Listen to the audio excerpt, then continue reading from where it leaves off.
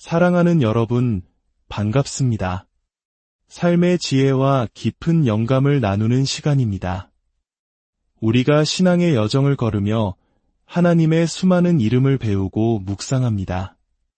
전능하신 하나님, 엘사다이, 우리를 치료하시는 하나님, 여호와 라파, 언제나 그곳에 계시는 하나님, 여호와 삼마. 이 모든 이름에는 하나님의 위대하심과 놀라운 능력이 담겨 있습니다.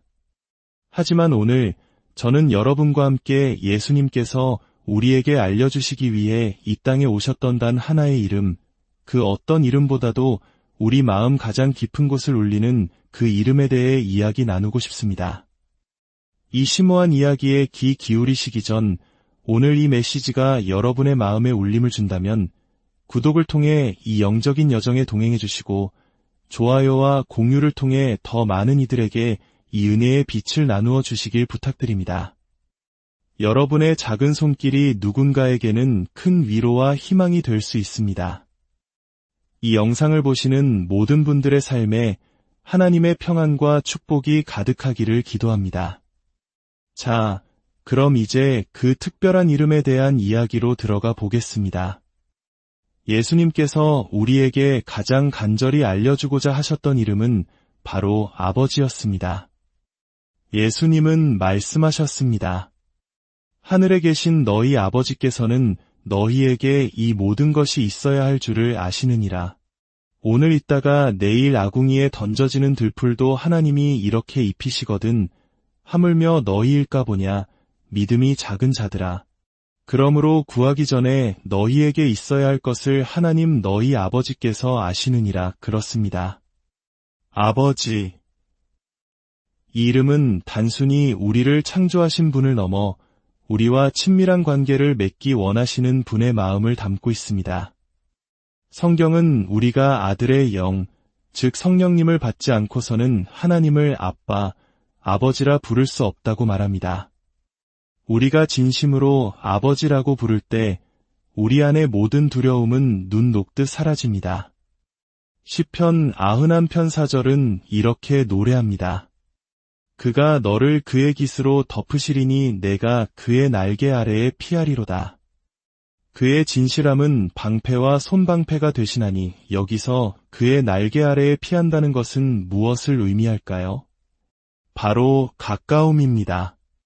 우리가 그분의 날개 그늘 아래 있으려면 그분께 가까이 다가가야만 합니다. 멀리서 약속의 말씀만 외친다고 해서 그분의 보호를 받는 것이 아닙니다. 하나님은 우리가 그분과의 친밀한 관계로 들어오기를 원하십니다. 어느 농장에 큰 불이 났던 실화가 있습니다. 화재가 진압된 후 모든 것이 잿더미로 변한 농장을 둘러보던 농부는 눈물을 흘렸습니다. 불에 타 죽은 닭들 사이를 지나던 그는 이상한 광경을 목격했습니다. 숯덩이처럼 까맣게 타버린 암탉 한 마리가 웅크리고 있었습니다. 농부가 무심코 발로 그 암탉을 툭 건드리자 놀랍게도 그 까만 잿더미 아래에서 노란 병아리들이 삐약거리며 쏟아져 나왔습니다. 어미닭은 불길이 덮쳐오는 끔찍한 순간에도 새끼들을 자신의 날개 아래 품어 자신의 목숨과 맞바꿔 새끼들을 지켜낸 것입니다. 이것이 바로 날개 아래 피한다는 것의 의미입니다. 어미의 희생적인 사랑 안으로 달려가는 것, 우리를 향한 하나님 아버지의 마음이 바로 이와 같습니다. 예수님께서는 예루살렘을 보며 눈물 흘리시며 이렇게 탄식하셨습니다.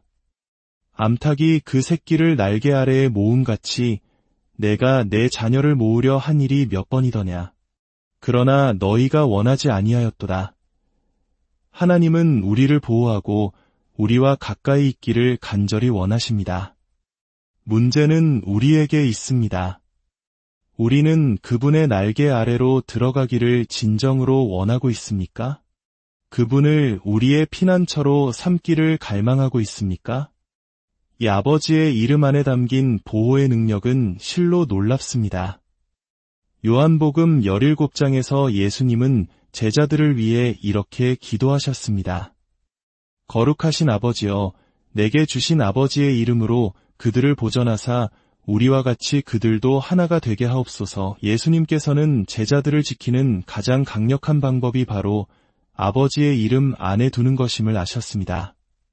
하나님을 그저 두렵고 엄격한 심판관으로 성전 지성소 안에만 가두어두려 했던 이스라엘 백성들은 아버지라는 친밀한 관계를 거부했습니다. 그들은 하나님과 거리를 둠으로써 자신들이 원하는 대로 살고 싶어 했습니다. 하지만 하나님이 원하시는 것은 관계입니다. 그분의 그림자 아래 거하고 그분의 날개 아래 피하는 친밀한 가족 관계입니다. 독수리 둥지 아래에서 쉼을 얻을 수 있는 것은 오직 그 새끼들 뿐인 것처럼 하나님의 자녀만이 누릴 수 있는 특권입니다.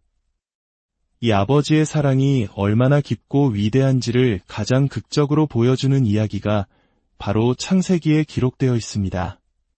창세기 22장, 하나님께서 아브라함을 시험하시는 장면입니다. 하나님은 아브라함에게 말씀하셨습니다. 내 아들, 내 사랑하는 독자 이삭을 데리고 모리아 땅으로 가서 내가 내게 일러준 한 산, 거기서 그를 번제로 드리라. 여러분, 한번 생각해 보십시오. 아브라함에게는 이스마엘이라는 또 다른 아들이 있었습니다. 그런데 왜 하나님은 독자, 즉 유일한 아들이라고 말씀하셨을까요? 이는 이 이야기가 단지 아브라함의 믿음을 시험하는 것을 넘어 장차 자신의 유일한 아들, 사랑하는 독생자 예수를 우리를 위해 내어주실 하나님 아버지의 마음을 미리 보여주는 예표이기 때문입니다. 성경에서 사랑이라는 단어가 처음 등장하는 곳이 바로 이 구절입니다. 내 사랑하는 독자 이삭. 성경의 첫 번째 사랑은 아들을 향한 아버지의 사랑입니다. 아들을 통해 아버지를 알 수 있듯이 이 첫 번째 사랑의 이야기는 하나님의 가장 깊은 마음을 우리에게 보여줍니다. 아브라함은 믿음의 사람이었습니다. 그는 하나님의 명령에 순종하여 3일 길을 걸어 모리아 산으로 향했습니다. 아들 이삭의 등에 번제에 쓸 나무를 지우고 자신은 불과 칼을 손에 들었습니다. 그리고 성경은 이렇게 기록합니다. 두 사람이 함께 동행하더니 이 구절을 읽을 때마다 제 마음은 경외감으로 가득 찹니다. 십자가를 지고 골고다 언덕을 오르셨던 예수님을 떠올리게 합니다. 그때 아버지는 어디에 계셨을까요? 성경은 말합니다. 아버지께서 그 아들과 함께 가셨습니다. 고통의 길을 홀로 걷게 하지 않으셨습니다. 산으로 오르는 길, 순진한 아들 이삭이 아버지에게 묻습니다. 내 아버지여, 아브라함이 대답합니다. 내 아들아, 내가 여기 있노라. 이삭이 말합니다. 불과 나무는 있거니와 번제할 어린 양은 어디 있나이까? 아들의 가슴 아픈 질문에 아브라함은 믿음으로 대답합니다. 내 아들아, 번제할 어린 양은 하나님이 자기를 위하여 친히 준비하시리라. 그리고 성경은 다시 한번 강조합니다. 두 사람이 함께 나아가서 얼마나 많은 시간이 흘렀을까요? 아버지의 마음은 찢어지는 듯했을 것입니다. 마침내 아들을 제단에 눕히고 칼을 들어 내려치려는 순간 하나님의 사자가 다급하게 외칩니다. 아브라함아, 아브라함아, 그 아이에게 내 손을 대지 말라. 내가 내 아들, 내 독자까지도 내게 아끼지 아니하였으니 내가 이제야 내가 하나님을 경외하는 줄을 아노라. 하나님은 아브라함의 아들을 살려주셨습니다. 노년의 아버지가 아들의 죽음을 겪는 고통을 면하게 해주셨습니다. 하지만 하나님 자신은 어떠셨습니까? 하나님은 자신의 독생자 예수 그리스도를 아끼지 않으시고 우리를 위해 십자가에 내어주셨습니다. 그 누구도 아들을 잃는 아버지의 고통을 온전히 이해할 수 없을 것입니다. 아브라함이 눈을 들어보니 수풀에 뿔이 걸린 순양 한 마리가 있었습니다. 수풀을 뜻하는 히브리어 단어는 서로 얽혀있는 나뭇가지를 의미합니다. 바로 갓이 면류관을 상징합니다. 뿔이 걸린 순양, 즉 상처 없이 온전한 상태로 스스로를 희생 제물로 내어준 그 모습은 우리를 위해 기꺼이 십자가에 달리신 예수 그리스도를 보여줍니다. 이야기는 이렇게 끝이 납니다. 아브라함이 산에서 내려와 그의 젊은 종들에게 돌아왔고 그들은 함께 길을 떠났습니다. 그런데 이상하지 않습니까? 이삭은 어디에 있습니까? 성경은 아브라함이 돌아왔다고만 기록합니다. 하나님의 관점에서 그 산 위에서 제물은 이미 드려졌기 때문입니다. 희생은 완성되었습니다. 이것이 바로 예수님께서 바리새인들에게 아브라함은 나의 때 볼 것을 즐거워하다가 보고 기뻐하였느니라고 말씀하신 이유입니다. 아브라함은 순양 너머로 시대를 초월하여 갈보리 언덕의 십자가를 보았던 것입니다. 그리고 창세기 22장의 마지막은 놀랍게도 아브라함의 동생 나홀의 가문에서 리브가, 즉 이삭의 아내가 될 여인이 태어났다는 소식으로 끝을 맺습니다. 이것은 무엇을 의미할까요? 십자가의 희생 없이는 교회가, 즉 그리스도의 신부가 존재할 수 없다는 것을 보여주는 것입니다. 사랑하는 여러분, 이 모든 이야기는 하나의 진실을 향하고 있습니다. 하나님이 우리를 얼마나 사랑하시는지 알고 싶으십니까? 그렇다면 하나님께서 자신의 아들을 얼마나 사랑하셨는지를 먼저 알아야 합니다. 하나님은 그토록 사랑하는 아들을 우리를 위해 포기하셨습니다. 이것이 우리를 향한 아버지의 사랑의 크기입니다. 이것은 종교가 아닙니다. 이것은 사랑 그 자체입니다. 저는 여러분에게 율법이나 제도를 받아들이라고 말하는 것이 아닙니다. 여러분의 모든 죄를 위해 십자가에서 자신의 생명을 내어주신 구원자 예수 그리스도를 받아들이십시오. 당신이 그의 이름을 알기 전부터 당신을 사랑하신 아버지의 품에 안기십시오.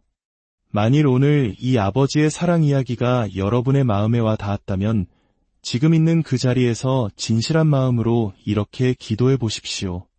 하늘에 계신 아버지, 저는 오늘 예수 그리스도께서 십자가에서 이루신 일을 온전히 신뢰합니다.